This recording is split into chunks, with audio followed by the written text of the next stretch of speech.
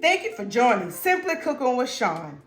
If you're new here and you love food related content, you're in the right place. So like, share, and subscribe. And when you do, click that notification bell so you're notified every time I post a new video. And to all of my returning viewers and subscribers, thank you so very much for your continued support. It has been 1 year since I made my debut here on YouTube. So thank you to all of my subscribers and viewers for coming by each and every week to show love and support. I would not have made it this far without you all. Prayerfully, we'll have many, many more years. In today's video, I will be making a homemade beef and vegetable stew. And I will be using a chuck roast, carrots, potatoes, onions, flour, onion soup mix, garlic powder, onion powder, seasoning salt, black pepper, and olive oil. I prepped the majority of these items in advance so we can get right into putting this together. And I will be making this in the crock pot.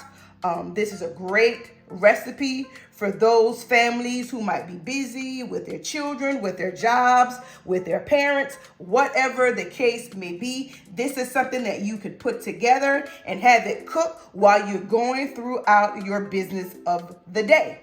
However, you can do this on your stovetop. It is totally up to you. I am going to start by getting the chuck roast chopped up.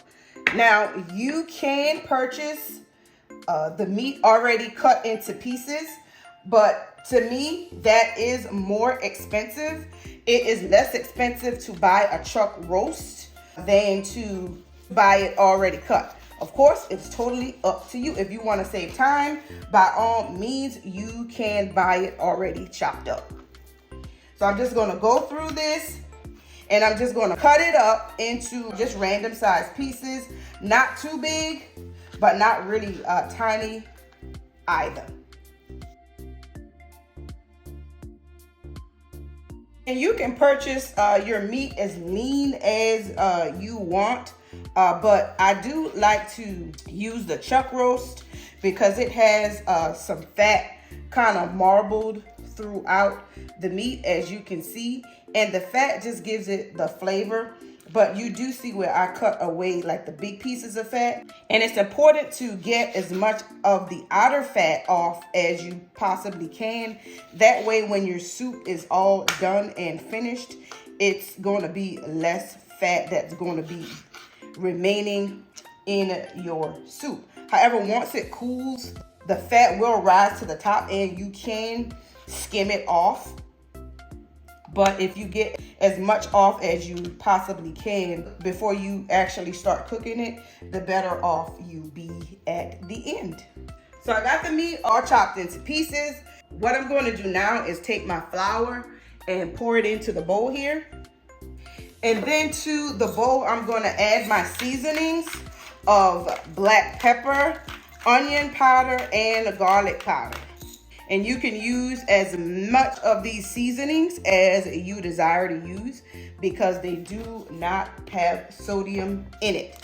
I'm going to add some seasoning salt and probably about a teaspoon of seasoning salt that I am adding to the flour.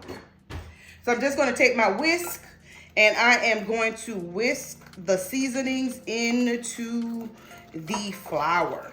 And this is self-rising flour that I'm using. Now you can use either self-rising or all-purpose. It's up to you. I'm going to put some of the same seasonings on the meat. Okay, with the flour prepared and the seasoning on the meat, I am going to get these items over to the stove and we'll get our meat browned. I have a cast iron pot here and I'm going to put that on a medium heat and I'm going to pour some olive oil into the pot. And I'm pouring just enough in to cover the bottom of the pot. And as the oil is heating up, I'm just going to take the pieces and drop them into my flour. And I'm going to give them a nice coating here. So as you're coating them, once your oil heats up, you start adding your meat to the pot to get it browned. And after a couple minutes on the one side, you're just going to turn it over and let it cook on the other side. And you're just going to keep flipping it until you have cooked the meat on all sides. So depending on how your cuts are, you might just flip it the one time.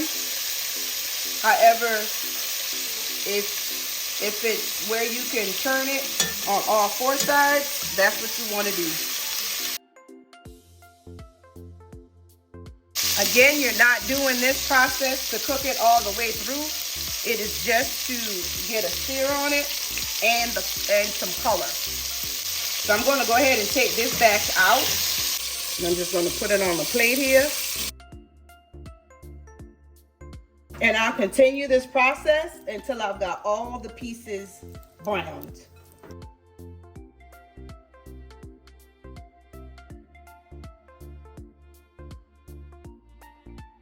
And as you can see, the meat has a nice color on them.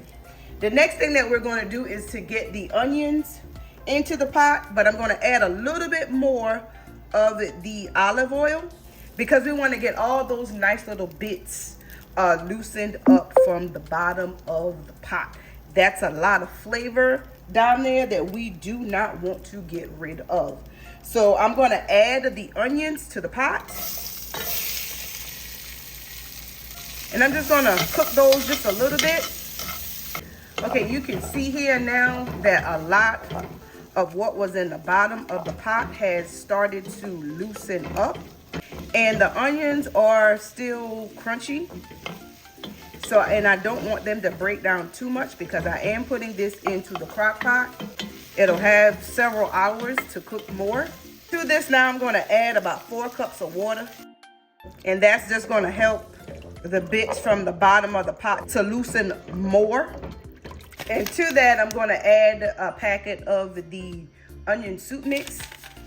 And I'm just going to pour that right on in there, stir it up. And in the bottom of the pot was the bits of flour too. So that's just going to help thicken the gravy as it cooks. So at this point, you can go ahead and taste your broth to see where it's at in regards to your seasoning. You can pretty much put whatever seasonings you desire. You can also use beef broth, chicken broth, whatever it is that you want to use. So I'm gonna go ahead and give this a taste just to kind of see where my seasonings are. I'm gonna add some more black pepper. And keep in mind that your meat has the seasoning on it as well. But again, these seasonings don't have any sodium, so you can add as much of it as you would like. And just for a little added flavor, I'm going to add a little bit of the chicken bouillon. That's about a tablespoon of the chicken bouillon. And I'm going to give that a stir. But as a note, you can always add seasonings as it cooks. Once it's in there, you can't take it out. So it's best to add it gradually. As you can see, that's starting to come to a simmer. This is where you want it to be. So I'm going to go ahead and turn that off. Now, if you wanted to finish this on your stovetop, you certainly could do that. At this point, add your meat and your remaining vegetables to the pot at this time. And just let it cook on a low to medium low heat for a couple of hours, or just long enough to get your meat tender.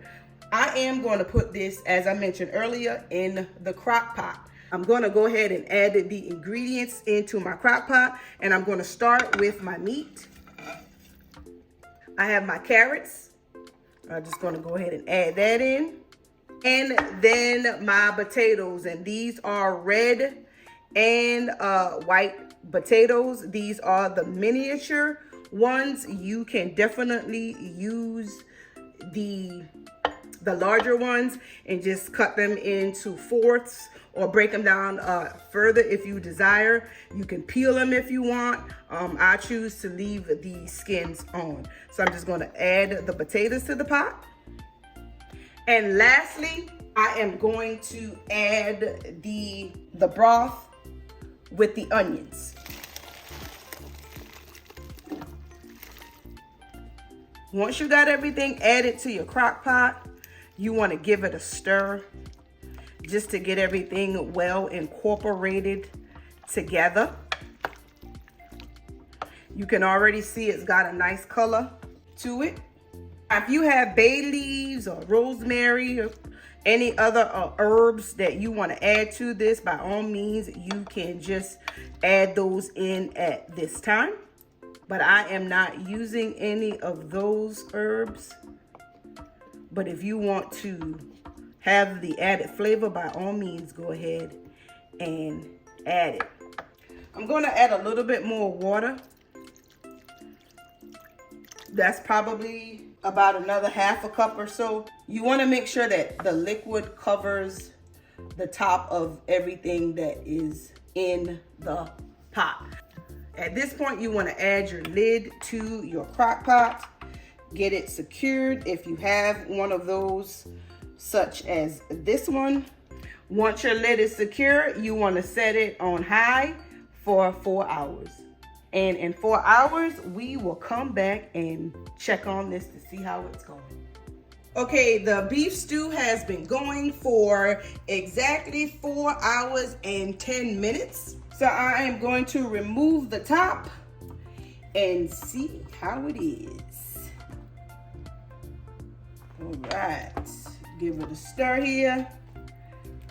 Looks good. The potatoes has held its shape. The carrots has held its shape. Let's see how tender it is. The fork stuck right through the carrot. I'm gonna press it to the side. Yep, and it break apart pretty easily. We'll do the same for the potatoes. Let's see how tender they are. Fork went right through. I'm gonna press that to the side of the pot. And it broke easily as well. So the vegetables are nice and tender. Let's give the meat a test. Okay, I got a piece here on the spoon. And I'm just gonna press it with the fork right into it to see if it breaks apart easily. And as you can see, it did. This is nice and tender. I am going to give the broth a taste to see if I need to add any more seasonings to it. The flavors are good, but remember, you will season it to your taste. As you can see, this came out beautifully. I don't need to thicken the gravy anymore, and I didn't add any additional thickener, just the flour that I coated the meat with before I browned it. As you can see, this is a nice hearty stew. You can put this over rice, mashed potatoes, or just bowl it up and have a piece of cornbread on the side, which is what I'm gonna do. Again, this is just under 2 3/4 of a pound of meat. I added 3 medium-sized carrots, 2 medium-sized onions, and a bag of miniature potatoes. And believe that was probably 1 pound bag of potatoes, maybe a little over 1 pound. I will put a picture of the bag here on the screen so that you can see. So if your life keeps you busy, you do not have to sacrifice a nice hearty meal for the sake of your schedule. Just put the ingredients in a crock pot and let it go. 4 hours on high or 6 to 8 hours on low. Follow the steps in the video and you too can make this delicious beef stew. This will feed a family of 4. And if you have little ones, it will go even further. I encourage you to give this recipe a try. I will leave a list of the ingredients in the description box below, along with links to a couple of cornbread videos that I have on my channel. If you haven't done so already, remember to like, share, comment, and subscribe. That concludes today's video. Thank you so much for watching. Until next time, be blessed.